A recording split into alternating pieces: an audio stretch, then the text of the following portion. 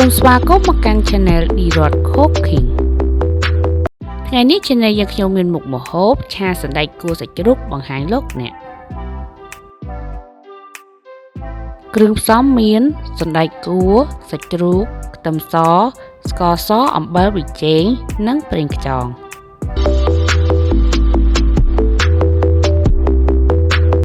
យើងធ្វើការរៀបចំគ្រឿងផ្សំរបស់យើងដោយសណ្តែកគួរកាត់កង់ៗសាច់ជ្រូកហាន់ជាបន្ទះស្ដើងៗខ្ទឹមសចិញ្ច្រាំ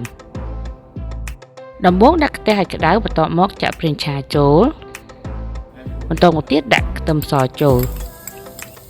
យើងធ្វើការឆាខ្ទឹមសឲ្យក្រហម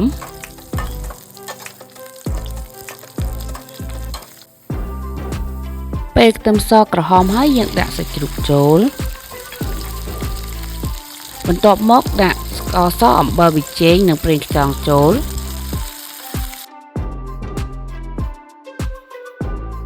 រួចធ្វើការឆាត្រឡប់ចុះឡើងរហូតទាល់តែសាច់ឆ្អិនល្អ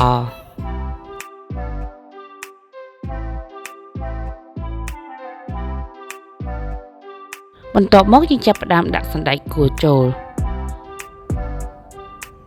យើងធ្វើការឆាសណ្តែកគួរចានឹងសាច់ឲ្យចូលជាតិគ្នាបានល្អ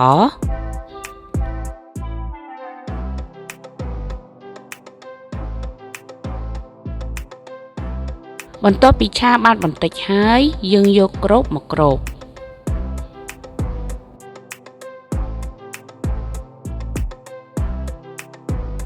ចាយើងឃើញថាសណ្តែកគួររបស់យើងបានឆ្អិនហើយ